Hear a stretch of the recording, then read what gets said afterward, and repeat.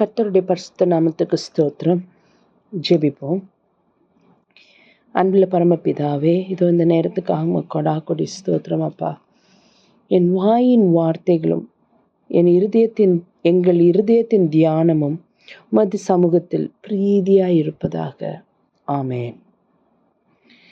இன்றைக்கு நமக்கென்று எடுத்துக்கொள்ளப்பட்ட தலைப்பு, அனைத்தையும் கடந்தவர் இயேசு கிறிஸ்து, கர்த்தர். அனைத்தையும் கடந்தவர் கர்த்தர். இதற்காக நமக்கு தெரிந்து கொள்ளப்பட்ட வேத பாடம் யோபின் புத்தகம் 35ஆம் அதிகாரம் முழுவதுமாக. யோபின் புத்தகம் 35ஆம் அதிகாரம் முழுவதுமாக. இப்பொழுது யோபின் புத்தகத்துல அநேகரை நம்ம பார்க்கிறோம். யோபு மனைவி, அவருடைய பிள்ளைகள், குடும்பம், அதை பார்க்கிறோம். அது இல்லாமல் 3 நண்பர்களை பார்க்கிறோம். இப்போ இந்த நண்பர்கள் கூட வந்த இன்னும் ஒருத்தரை நம்ம என்ன பண்ணுறோம், பார்க்கிறோம்.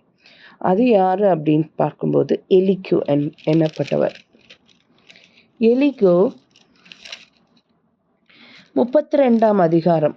அவர் கிட்டத்தட்ட அந்த நண்பர்கள் பேசும்போது எல்லாம் கூட இருந்து நண்பர்கள் பேசுவதை கேட்டுக்கொண்டிருக்கிற ஒருத்தர். 3 நண்பர்களும் பேசுகிறார்கள். 32ஆம் அதிகாரம் வசனங்கள் 1, 2, 3 சொல்லுகிறது,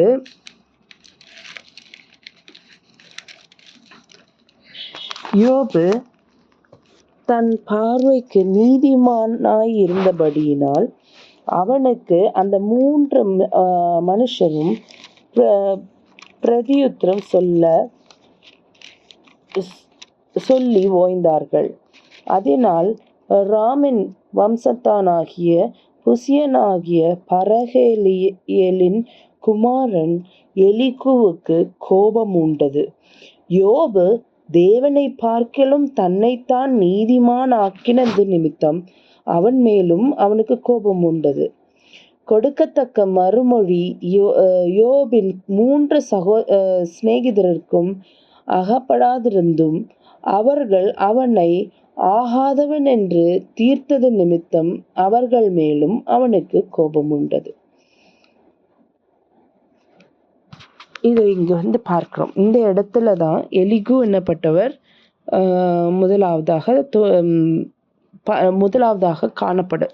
எலிகுவை பற்றி பேசப்பட்டிருக்கிறது. இந்த இடத்துல அவர் எலிகு ஒரு காரியத்தை சொல்லுகிறார். அவர்கள் தன்னை பார்க்கிலும் வயது சென்றவர்களாய் இருந்தபடியினால் எலிகு யோபின் வார்த்தைகள் முடிந்து தீரும் மட்டும் காத்திருந்தான். இப்போ இங்கே இருந்த அந்த 4 பேரும், அதாவது யோபும் யோபின் சகோதரர் சிநேகிதர்கள் 3 பேருமே இந்த எலிகுவை விட வயதில் முதிர்ந்தவர்களாகிய காரணத்தினால இவர் அமைதலாக இருக்கிறார். ஆனால் ஒரு டைமுக்கு மேலே அவரால் அமைதலாக இருக்க முடியல. காரணம் என்னன்னா, 2 காரணம். இதில் 2ஆம் வசனம் 32ஆம் அதிகாரம் 2ஆம் வசனத்தில் சொல்லப்படுது, யோபு தேவனை பார்க்கிலும் தன்னைத்தான் நீதிமான் ஆக்கினது நிமித்தம் அவன் மேலும் அவனுக்கு கோபம் உண்டது. 2ஆவதாக, கொடுக்கத்தக்க மறுமொழி யோபின் 3 சிநேகிதருக்கும் அகப்படாதிருந்தும் அவர்கள் அவனை ஆகாதவன் என்று தீர்த்தது நிமித்தம். இப்போ யோபு தன்னை நீதிமான் என்று சொல்லுகிறார். அவனுடைய நண்பர்கள் அவரை ஆகாதவர்கள் என்று சொல்லுகிறார். இந்த 2 காரியத்தினாலும் எலிகுவுக்கு கோபம் மூண்டு அவர் இங்கே பேசுகிறதை நாம் பார்க்கிறோம். ஆல்ரெடி அவர் சில காரியங்கள் பேசியிருக்கிறாரு. அது இல்லாமல் நாம் இப்பொழுது 35ஆம் அதிகாரத்தில் நம்ம அவர் சொல்கிறது கேட்கிறோம். அதாவது அதுலேயும் 2ஆம் வசனத்தில், என் நீதி தேவனுடைய நீதியை பார்க்கிலும் பெரியதென்று நீ சொன்னது நியாயம் என்று எண்ணுகிறீரோ? நான் பாவியாய் இருந்ததினால் எனக்கும் பிரயோஜனம் என்ன, பலன் என்ன என்று சொன்னீர் என்று அதில் 2ஆம் வசனத்திலும் 3ஆம் வசனத்திலையும் சொல்வதை நம்ம கேட்கிறோம்.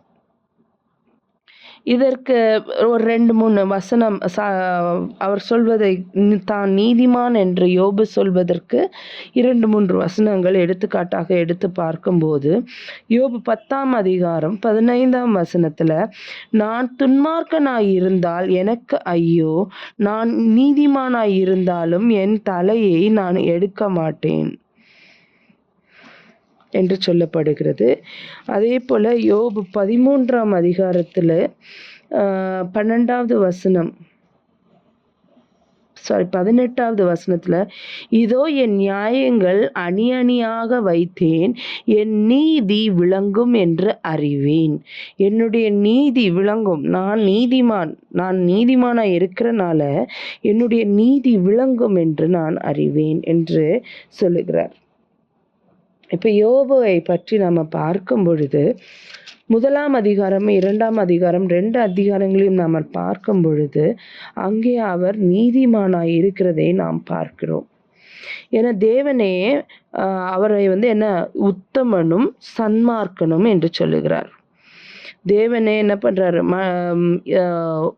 ஊத்ஸ் தேசத்தில் யோபு என்னும் பெயர் கொண்ட ஒரு மனுஷன் இருந்தான்.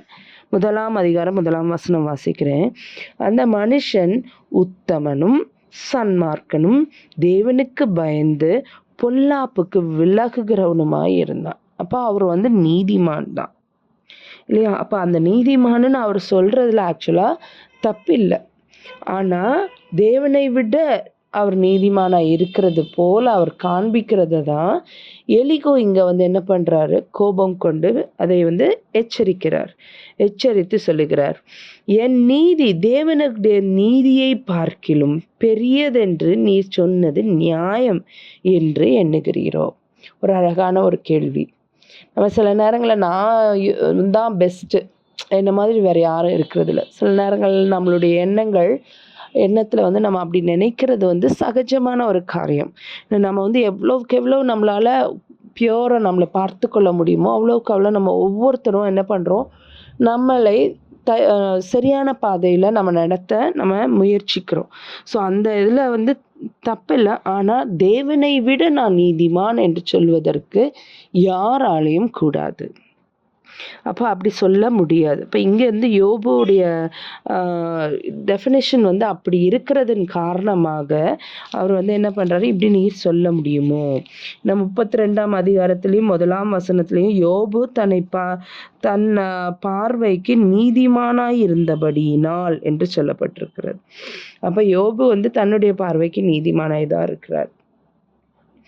சரி, அப்போ அப்போ அவருடைய பேச்சு, அந்த வார்த்தைகளை நம்ம கவனிக்க வேண்டியதாக இருக்கிறது. அப்போ இதில் அவர் என்ன சொல்கிறாரு, இல்லை அதாவது அவருடைய காரியங்களை நம்ம பார்க்கும்போது ரொம்ப மிக துக்கமான ஒரு நிலைமையில தான் யோபு இருக்கிறார். இல்லைன்னு சொல்கிறதுக்கு இல்லவே இல்லை. அப்போ நான் சரியான ஒழுங்காக தானே இருந்தேன். இப்போ நம்ம நிறைய பேர் சொல்கிறது நம்ம கேட்டிருக்கோம், நான் யாருக்கும் எந்த துரோகமும் பண்ணது இல்லையே, நான் யாருக்குமே எந்த தீங்கு பண்ணதே இல்லையே, துரோகம் நினச்சது இல்லையே, நான் எப்பொழுதும் எல்லாருக்குமே நன்மை மட்டும்தானே நினச்சிருக்கேன் அப்படின்னு சொல்லி அநேகர் தங்களுக்கென்று ஒரு பிரச்சனை வரும்பொழுது அநேகர் கேட்கிறதை பார்க்கிறோம். இப்போ அதே போல் யோபுவும் கேட்கிறார். அதனால யோபு நம்ம நார்மலாக ஒரு மனுஷன் எப்படி யோசிப்பானோ அதே போல் தான் யோபு யோசிக்கிறார்.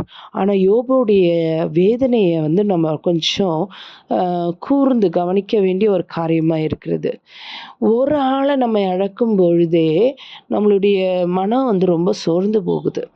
ஒரு ஆளை இழக்கும் போதே ஐயோ இன்னும் கொஞ்சம் கூட பண்ணியிருக்கலாமோ, இல்லை இன்னும் ஏதாவது ஹெல்ப் பண்ணியிருக்கலாமோ, கொஞ்சம் தாமதிச்சிட்டோமே, இப்படி ஆயிடுச்சே அப்படின்னு சொல்லி ஒரு ஆளை இழக்கும் போதே நம்ம என்ன பண்ணுறோம், ரொம்ப வேதனைப்படுகிறோம். ஆனால் இங்கே யோபுவை பார்க்கும் பொழுது யோபு அவர் ஒரு ஆளை இழக்கலை, ஒரு ஆட்டுக்குட்டியை இழக்கலை.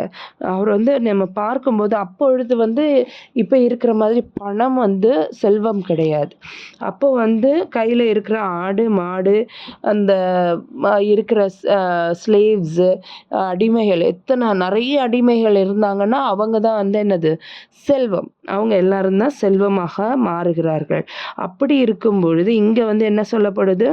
அவருக்கு செல்வம் என்ன அப்படின்னு பார்க்கும் பொழுது யோபு 1ஆம் அதிகாரம் 2, 3 வசனத்துல நமக்கு சொல்லுது. அவனுக்கு 7 குமாரரும் 3 குமாரத்திகளும். அப்ப அவர்கள் பிள்ளைங்க எத்தனை பேர்? 7 குமாரர்கள் 3 குமாரத்திகள், மொத்தம் 10 பிள்ளைகள். அடுத்து அவருக்கு 7000 ஆடுகள். 1, 2, 10, 100 இல்ல. எத்தனை ஆடு? 7000 ஆடுகள்.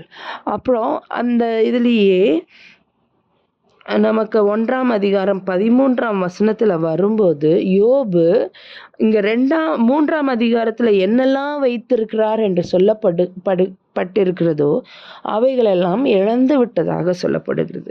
இப்போ 3ஆம் வசனத்துல அவருக்கு 7000 ஆடுகள், 3000 ஒட்டகங்கள், 500 ஏர் மாடுகள், 500 கழுதைகள், கழுதைகளுமாகிய மிருக ஜீவன்கள் இருந்ததுமின்றி திரளான பணிவிடைக்காரர்கள், அடிமைகள், திரளான பணிவிடைக்காரர்கள், ஒர்க்கர்ஸ், திரளானவங்க இருந்தாங்களாம்.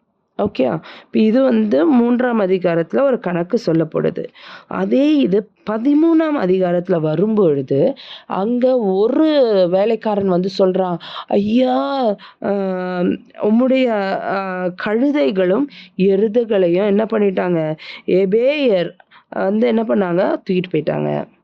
எபேயர் வந்து அதுல விழுந்து என்ன பண்ணிட்டாங்க? தூக்கிட்டு போயிட்டாங்க. அது தூக்கிட்டு போனது மட்டும் இல்லாம வேலையாட்களை என்ன பண்ணாங்க? பட்டய கருக்கினால் வெட்டி போட்டார்கள்.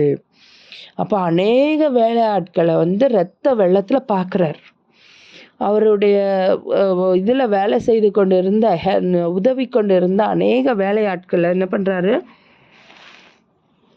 இரத்த வெள்ளத்துல பார்க்கிறார். அப்ப அதே வந்து ரொம்ப அவருக்கு வந்து ரொம்ப கஷ்டமா இருந்திருக்கும். இது வந்து அவருக்கு கிடைக்கிற முதல் இன்ஃபர்மேஷன்.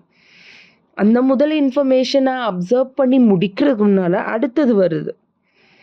அதாவது வானத்துல இருந்து அக்கினி விழுந்து ஆடுகளையும் அங்கிருந்த வேலை ஆட்களையும் என்னது சுட்டெரித்து போட்டது அப்படின்னு சொல்லப்படுது. அதை முடிக்கிறதுக்குள்ள அடுத்ததாக கல்தேயர் என்ன பண்ணாங்க? கல்தேயர் வந்து ஒட்டகங்கள் மேல் விழுந்து அவைகளை ஓட்டிக்கொண்டு போனார்கள். வேலையாட்களை பட்டய கருக்கினால் வெட்டி போட்டார்கள். ஸோ 3 அடுக்குல என்ன பண்றது? அவருக்கு இந்த இன்ஃபர்மேஷன் வருது. இந்த இன்ஃபர்மேஷனை அவர் கொஞ்சம், ஐயோ இப்படி ஆயிடுச்சா அப்படியான ஒரு அந்த லாஸை வந்து அதை முழுமையாய் அறிந்து புரிந்து கொள்வதற்கு முன்பதாக இன்னொரு வேலைக்காரர் ஓடி வந்து, ஐயா, உங்கள் பிள்ளைகள் மூத்த வீட்டில் வந்து என்ன நடந்தது? பார்ட்டி நடந்தது. அந்த பார்ட்டி நடந்த வீட்டில் வந்து என்ன பெருங்காற்று ஒன்று வந்து அந்த வீட்டின் சுவர்களை இடித்து போட்டது. அப்போ வீடு இடிந்து விழுந்து என்ன ஆயிடுச்சு? அங்கே இருந்தவர்கள் எல்லாரும் என்ன பண்ணிட்டாங்க? இறந்து போனார்கள். நான் மட்டும்தான் என்னது உயிரோடு இருக்கிறேன். நான் மட்டும்தான் அங்கேருந்து தப்பிச்சு என்ன பண்ணேன்? இங்கே வந்தேன், உங்ககிட்ட சொல்ல இங்கே வந்தேன் என்று அவர் வந்து சொல்கிறதை இங்கே பார்க்குறோம். இப்போ நம்ம வந்து ஜஸ்ட்டு கொஞ்சத்தை இழக்கும் போதே நம்மளுடைய மனம் வந்து ரொம்ப வேதனைப்படுது. ஆனால் இங்கே பார்க்கும்போது யோபு தன்னுடைய செல்வத்தை எல்லாவற்றையும் முதல்ல இழந்துடுறாரு.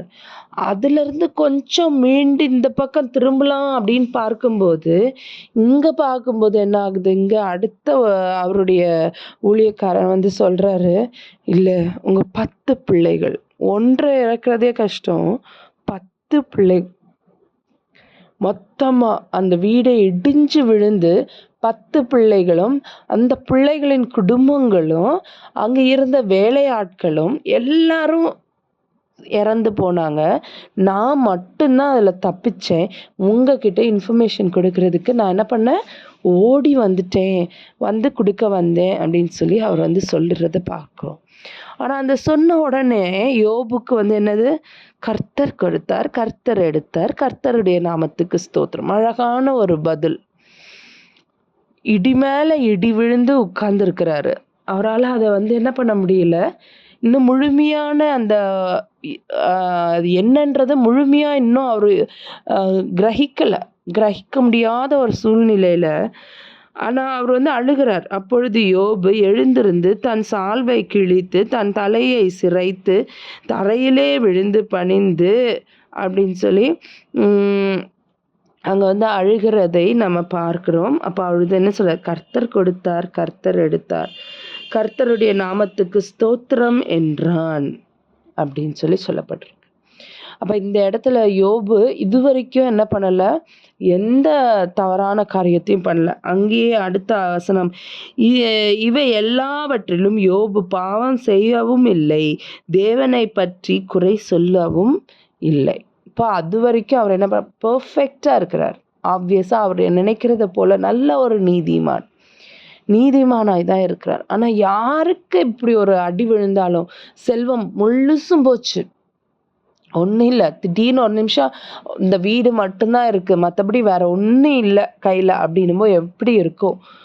அது வீடு இருக்கு ஓகே அப்படின்னு யோசிக்கிறதுக்கு முன்னாடி உன் பிள்ளைகளும் எல்லாரும் யாருமே இல்லை, நீரும் உன்னுடைய மனைவியும் மட்டும்தான் அப்படின்னும் போது ஒன்றை இழக்கும்போது நமக்கு இருக்கிற வேதனையை விட பல மடங்கு வேதனை அவருக்கு இருந்திருக்கணும். ஆனா அவர் அந்த நேரத்துல கர்த்தர் கொடுத்தார், கர்த்தர் எடுத்தார், கர்த்தருடைய நாமத்துக்கு ஸ்தோத்திரம் என்ற அழகான வார்த்தைகளால அவர் சொல்லுகிறார். ஆனா ஒரு வாரம் கழியும் பொழுது, ஒரு வாரம் முடியும் பொழுது அங்க எல்லாம் மாறுகிறதை நம்ம பார்க்கிறோம். ஒரு வாரத்துக்கு அப்புறம் அவர் வந்து என்ன பண்றாரு? அந்த கஷ்டம், அந்த உண்மையாய் நடந்திருக்கிற அந்த காரியம் வந்து அவருடைய மனதுக்குள்ளாக ஊடுருவும் பொழுது, அப்பொழுது அவர் என்ன பண்றாரு? அவருடைய பிறந்த நாளை அது இதுன்னு எல்லாவற்றையும் என்ன பண்றாரு? வேதனையில பேசுகிறதை நம்ம பார்க்கிறோம். இது இயல்பு. நம்ம ஒரு மனிதனாக இது வந்து என்னது? இயல்பான ஒரு காரியம்தான். ஏன்னா மனிதனா இருக்கும்போது இது வந்து நமக்கு கொஞ்சம் கஷ்டமான ஒரு காரியம். இப்ப இதுல வந்து எலிகோ என்ன சொல்லுகிறார்? என் 2ஆம் வசனத்துல, என் நீதி தேவனுடைய நீதியை பார்க்கிலும் பெரியதென்று நீர் சொன்னது நியாயம் என்று எண்ணுகிறீரோ? அப்ப இது வந்து உமக்கு நடந்தது வந்து ரொம்ப நல்லது அப்படின்னு யாரும் சொல்லல. ஆனா வேதனை உள்ள காரியம்தான், வேதனை தான். ஆனா நீர் அதை விட நீதிமானா, தேவனை விட நீதிமானா அப்படின்னு சொல்லி அவர் கேட்கிறார். கேட்டுட்டு தேவன் இந்த பைபிளில் கொடுக்கப்பட்ட ஆதி முதற்கொண்டு அந்தம் வரைக்கும் உள்ள ஒவ்வொரு காரியத்தையும் சுருக்கமாக இந்த அதிகாரத்தில் சொல்வதை நம்ம பார்க்கிறோம். அப்போ அவர் எலிகோ வந்து யோபுவை நோக்கி சொல்கிறார், நீர் வானத்தை அன்னார்ந்து பார்த்து உம்மை பார்க்கலும் உயரமாய் இருக்கிற ஆகாய விரிவுகளை கண்ணோக்கும் என்று சொல்லுகிறார். அதாவது இயற்கையின் முதற்படியை காண்பிக்கிறார். இப்போ நம்ம வந்து சிருஷ்டிப்பின் பக்கத்துக்கு நம்ம போனோம் அப்படின்னு சொன்னா, ஆதியாகமம் 1ஆம் அதிகாரத்துல பூமி வந்து சிருஷ்டிக்கப்படுகிறது. அதுல முதலாவது வெளிச்சம் உண்டாக கடவுது என்று சொல்லுகிறார். முதலாவது வெளிச்சம் உண்டாக சொல்லிட்டு, இரண்டாவதாக 6ஆம் அதிகாரம் முதல் 8ஆம் அதிகாரம் 6ஆம் வசனம் முதல் 8ஆம் வசனம் வரைக்கும் என்ன சொல்லுகிறார் என்றால், பின்பு தேவன் ஜலத்தின் மத்தியில் ஆகாய விரிவு உண்டாக்க கடவுது என்றும், அது ஜலத்தின் நின்று ஜலத்தை பிரிக்க கடவுது என்றும் சொன்னார். அப்போ அந்த நேரத்துல, அதாவது அந்த ஆதி காலத்துல தேவன் வந்து இந்த பூமியை மனுஷனுக்கு ஏதுவாக மாற்ற துவங்கின போது அப்ப இருந்த ஜலம் எப்படி இருந்ததா? நிறைய இருந்திருக்குது. அதுல பாதி ஜலத்தை மேல அனுப்பி அதற்கு நடுவுல என்னத்தை வச்சிருக்கிறாரா? வானத்தை வைத்திருக்கிறார். அதாவது ஆகாய விரிவு. அதுல 8ஆம் வசனம் சொல்லுகிறது, தேவன் ஆகாய விரிவுக்கு வானம் என்று பெயரிட்டார். ஆகாய விரிவின் பெயர் என்ன? வானம். ஆகாய விரிவு வந்து வானம். அப்போ இங்க இருந்து பாதி தண்ணிக்கு மேல, அந்த வானத்துக்கு மேல நம்ம இங்க இருந்து பார்க்கும்போது வானம் எவ்வளவோ தூரத்துல இருக்குது. அப்ப இவர் அதான் சொன்னார், நீர் அண்ணாந்து பாரும், அங்க பாரும், வானம் ஆகாய விரிவை பாரு எவ்வளோ தூரத்தில் இருக்குதுன்றத நீங்கள் பாருங்க. ஆனால் அதே ஆதியாகம புத்தகத்தில் அதை அழகாக ஒரு திரையாக போட்டு இங்கே இருக்கிற பாதி நமக்கு உலகத்தில் இருக்கிற தண்ணியை நம்ம பார்க்கும் பொழுது அந்த தண்ணியில் பாதி மேலே இருக்குது அப்படின்னு நம்ம கொஞ்சம் அந்த ஒரு கற்பனையில் யோசித்து பாருங்களேன். அந்த வானத்துக்கு மேலே அந்த தண்ணி இருக்குது அப்படின்னும்போ அது வந்து எவ்வளோ ஹெவியாக இருந்திருக்கும், எவ்வளவு நிறைய இருந்திருக்கும். ஆனால் அது வந்து அவர் என்ன பண்ணியிருக்கிறாரு, அதை மேலே தள்ளியிருக்கிறார். இதுக்கு ஒரு எக்ஸாம்பிள் அப்போ இருந்தது எப்படி இருந்திருக்கும் அப்படின்றதுக்கு ஒரு எக்ஸாம்பிள் என்னன்னா, நோவாவின் பேழை, நோவாவின் அந்த 40 நாள் மழை. அந்த 40 நாள் மழையின் போது அந்த வானத்தின் மதகுகள் திறக்கப்பட்டது, பூமியிலிருந்து ஊற்று எல்லா பக்கத்துல இருந்தும் என்ன தண்ணி வந்து நிறைய வருகிறது. மழை பயங்கர மழை, 40 நாள் மழை பெய்து கொண்டே இருக்கிறது. அப்போ அங்கே மழை பெய்து கொண்டு இருக்கிறது. அப்போ அங்கே மழை பெய்யும் பொழுது அவர் முடிந்த பிறகு சொல்கிறாங்க, உலகத்தில் இருந்த உயரமான மலையை விட கிட்டத்தட்ட 15 அடி உயரமாக தண்ணி நின்றுதான். அப்போ நம்ம உலகம் வந்து ஒரு சின்ன உலகம் கிடையாது. இவ்வளோ பெரிய உலகத்தில் அவ்வளோ உயரத்துக்கு தண்ணி ஏறி நின்று எங்கேயும் மலை செடி கொடி ஒன்றும் கண்ணுக்கு படாமல் ஃபுல்லாக தண்ணியாக எப்படி இருந்ததோ அப்படி தான் முதல்ல இருந்திருக்குது, ஆதியில் இருந்திருக்கு. அப்போ அந்த ஆதியில் இருந்த அந்த தண்ணியில் பாதியை மேலே தள்ளி வானோன்ற திரையை போட்டு இதுக்கு கீழே நீ வராத, அதுக்கு மேலே நீ இருந்துக்கோ, நான் பெர்மிஷன் கொடுக்கும்போது மட்டும்தான் நீ வரணும், மற்ற நேரம் நீ வர முடியாது, அங்கே இருந்துக்கோ அப்படின்னு சொல்லி அவ்வளோ அழகாக அதை பிரித்து மனிதனுக்கு ஏற்றவாறு இந்த உலகத்தை அவர் படைத்து கொடுத்திருக்கிறார். அப்போ அதுக்கு தான் எலிகோ சொல்லுகிறார், நீர் வானத்தை அன்னார்ந்து பார்த்து உம்மை பார்க்கலும் உயரமாய் இருக்கிற ஆகாய மண்டலங்களை கண்ணோக்கும். எவ்வளோ பெரிய ஒரு காரியம் நம்மளால பண்ண முடியுமா, ஒரு மனிதனாய் இருக்கிற உம்மால பண்ண முடியுமா அப்படின்னு சொல்லி எலிகோ என்ன பண்றாரு, இங்கு கேள்வி எழுப்புகிறார். நீர் பாவம் செய்தால் அதனாலே அவருக்கு என்ன நஷ்டம்? உம்முடைய மீறுதல்கள் மிகுதியானாலும் அதனாலே அவருக்கு என்ன சேதம்? நீர் நீதிமானாய் இருந்தால் அதனாலே அவருக்கு என்ன கிடைக்கும்? அல்லது அவர் உம்முடைய கையில் என்ன லாபத்தை பெறுவார்? உம்முடைய பாவத்தினால் உம்மை போன்ற மனுஷனுக்கு நஷ்டம், உம்முடைய நீதியினால் மனு புத்திரருக்கு லாபம் உண்டாகும் என்று அங்க 6ஆம் வசனம் முதல் 8ஆம் வசனத்துல சொல்லப்பட்டிருக்கிறது. அப்ப இங்க வந்து என்ன சொல்றாரு, தன்னை நீதிமானாக, அதிக நீதிமானாக இங்க என்ன பண்றாரு, யோபு தன்னை காண்பிக்கிறது நிமித்தம் அவர் வந்து என்ன பண்றாரு, கேள்வி கேட்கிறார். இப்படியெல்லாம் சொல்றீரே, இது வந்து நியாயமா? உமக்கு என்ன லாபம்? உமக்கு அங்க வந்து என்ன இல்லை லாபம், எதுவுமே இல்லையே அப்படின்னு சொல்லி அவர் கேட்கிறார். இதுல யோபு புத்தகம் 22ஆம் அதிகாரம் 3ஆம் வசனம் வந்து இன்னும் தெளிவாக சொல்லுகிறது. நீர் நீதிமான் இருப்பதினால் சர்வ வல்லவருக்கு நன்மை உண்டாகுமோ? நான் உம்முடைய வழிகளை உத்தமமாக்குகிறது அவருக்கு ஆதாயமாயிருக்குமோ? அவர் உமக்கு பயந்து உம்மோடே வழக்காடி உம்மோடே நியாயத்துக்கு வருவாரோ என்று அங்க வந்து அவங்க என்ன பண்றாங்க, கேள்வி கேட்கிறது. எலிப்பாஸ் கேள்வி கேட்கிறதை இங்க பார்க்கிறோம். அப்ப அங்க வந்து எலிப்பாஸ் என்ன பண்றாரு, இதே போல ஒரு கேள்வி கேட்கிறார். அப்போ இதனால யாருக்கு நஷ்டம்? தேவனுக்கு எந்த விதமான நஷ்டமும் லாபமும் இல்லை. அப்ப யாருக்கு நஷ்டமும் லாபம்? நம்ம வந்து நீதிமானம் இல்லாம பாவியா இருந்தா நமக்கு தான் என்னது நஷ்டம். ஏன்னா நம்ம நீதிமானா இல்லை அப்படின்னு சொன்னா நம்ம எங்க போவோம், பாதாளத்துக்கு போவோம், நரகத்துக்கு போவோம். அப்ப நம்ம நீதிமானா இல்லைன்னா நஷ்டம் யாருக்கு? தேவனுக்கு இல்லை, நமக்கு தான் நஷ்டம். அப்ப நம்ம கட்டாயம் நீதிமானாதான் இருக்கணும், நீதிமானாதான் இருக்கணும். அதுதான் நமக்கு தேவன் தந்தது. மனுஷன் தான் நீதிமானா இருக்கணும் அப்படின்றது தான் தேவனுடைய சித்தம். அப்பதான் மனுஷர் என்ன பண்ண முடியும், பரலோகத்துக்கு போக முடியும்.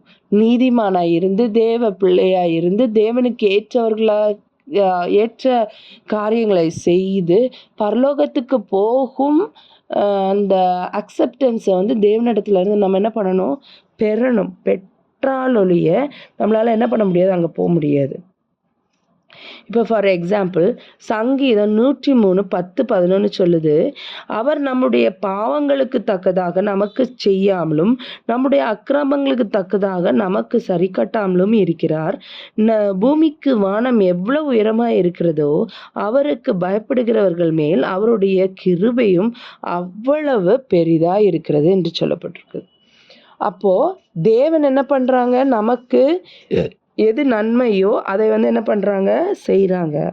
அவங்க வந்து என்ன பண்ணல, நமக்கு எந்த தீங்கும் பண்ணல. இப்போ நம்மளுடைய பாவங்களை வந்து அவர் வந்து என்ன பண்ணார், பார்த்து அதற்கு ஏதுவான தண்டனைகளை கொடுத்தார் என்றால் யாராலையும் நிற்க முடியாது, ஒருத்தர் கூட. ஏன்னா எல்லாரும் பாவிகள். நாம் பாவி இல்லை என்று சொல்வோமானால் நம்மை நாமே வஞ்சிக்கிறவர்களாகவும் என்று பாவத்தில் பிறந்திருக்கிறோன்னு சொல்லப்பட்டிருக்குது. அப்படி இருக்கும்போது நான் பாவி இல்லைன்னு சொல்ல முடியாது.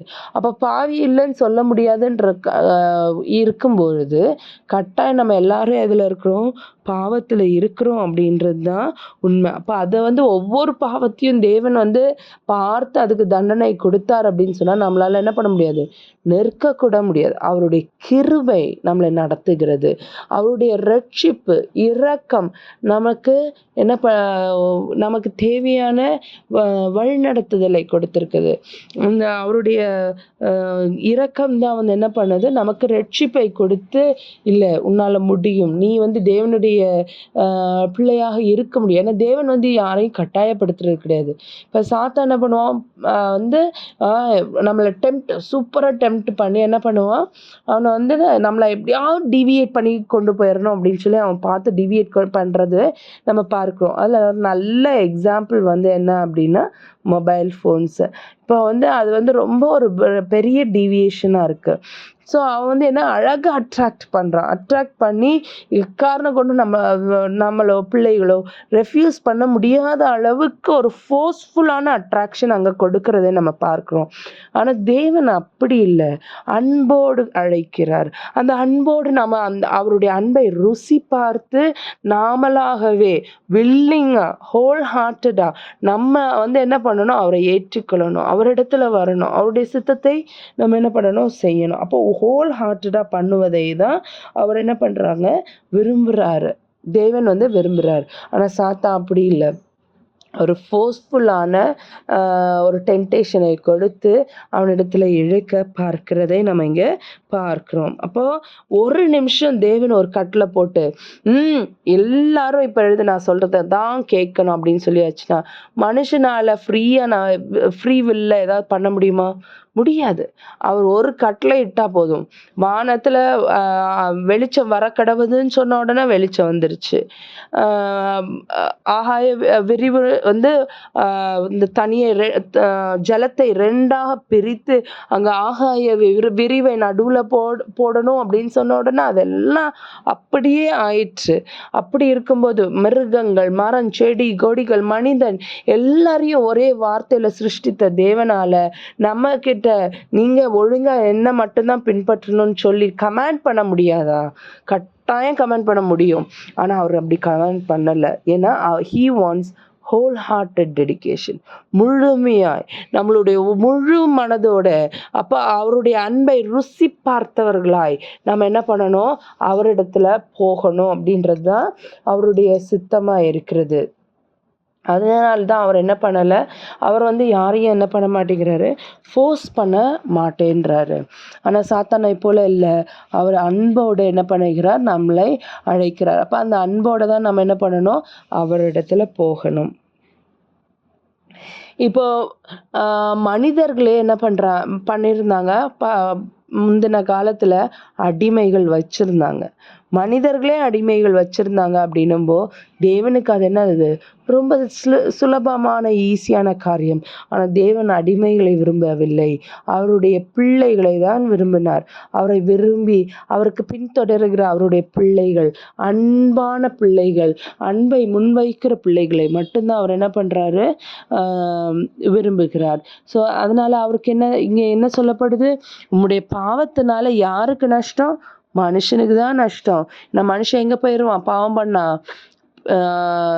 பாதாளத்துக்கு போயிடுவான், நரகத்துக்கு போயிடுவான். அப்போ மனுஷனுக்கு தான் அது நஷ்டம். அப்போ மனுஷன் நீதிமானா இருந்தால் மட்டும்தான் அவனுக்கு லாபம். லாபம்னா என்ன? பரலோகம்.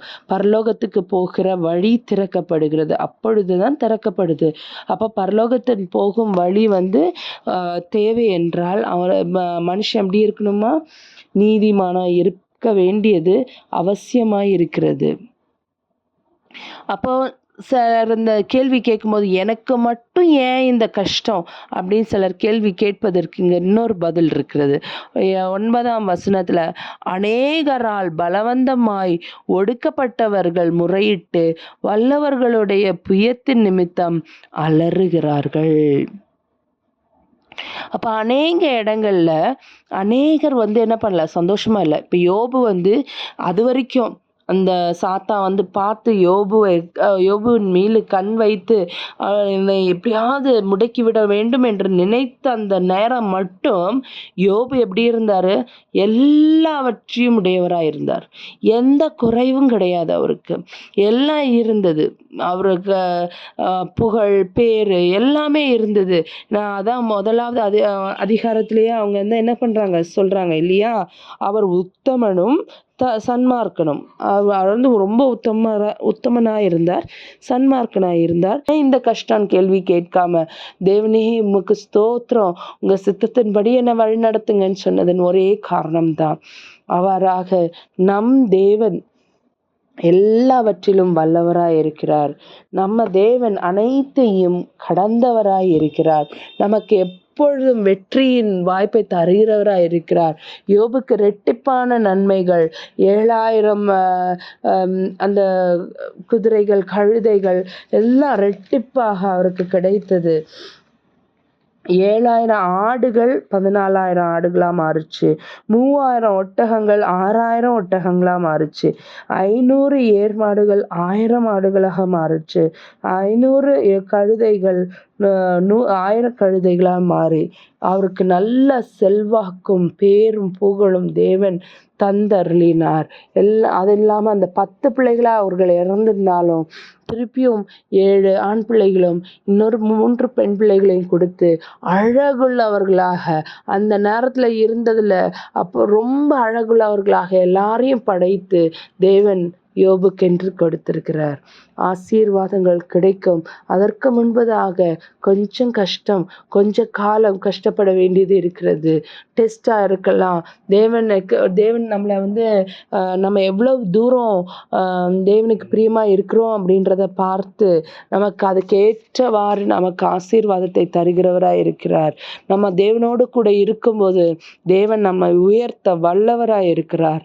நாம் எல்லாரும் தேவனை நோக்கி பார்ப்போம். தேவன் எல்லாவற்றையும் கடந்தவராய் இருக்கிறார். அதற்காக தேவனை துதிப்போம். எல்லாவற்றையும் சிருஷ்டித்த தேவன் நமக்கு என்ன தேவையோ நமக்கு முன்குறித்து சிருஷ்டித்து வைக்கிறார். எல்லா பாதைகள், கோணலான பாதைகள் எல்லாத்தையும் நேராக்கி நமக்கு எது நன்மையானதோ அதன்படியாக அந்த வழியில நம்மளை நடத்துகிறார். ஜெபிப்போம். அன்புள்ள பரமபிதாவே, இது இந்த நேரத்துக்காக மக்கொடா கொடி ஸ்தோத்திரம் அப்பா. எங்களை ஒன்றிணைத்ததுக்காக மக்கொடா கொடி ஸ்தோத்திரம். இந்த வார்த்தைகள் அப்பா நீர் ஒவ்வொருத்தரோட பேசினதுக்காக மக்கொடா கொடி ஸ்தோத்திரம். உடைய சித்தத்தின்படியாக எங்களை வழி நடத்துங்க அப்பா. யோபு எவ்வளோ ஒரு பெரிய ஒரு வேதனையில இருந்த பொழுதும் அப்பா கர்த்தர் கொடுத்தார், கர்த்தர் எடுத்தார். கர்த்தருடைய நாமத்துக்கு ஸ்தோத்திரம் என்று சொன்ன வண்ணமாக நாங்கள் எப்பொழுதும் உம்மை துதிக்கிறவர்களாக இருக்க நேர் கிருபை ஜெபிக்கிறோம். எங்கள் வாயின் வார்த்தைகள் எல்லாவற்றையும் நீர் கூர்ந்து கவனிக்கிறீரப்பா. எங்கள் செயல்கள், எங்கள் வாழ்க்கை எல்லாவற்றையும் நீர் கவனித்திருக்கிறீர். எங்களை நீங்க நடத்துங்க. உடைய சித்தத்தின்படியாக நடத்துங்க. எங்களுக்கென்று நீர் வைத்திருக்கிற அப்பா ஒரு நோக்கம் இருக்கிறது.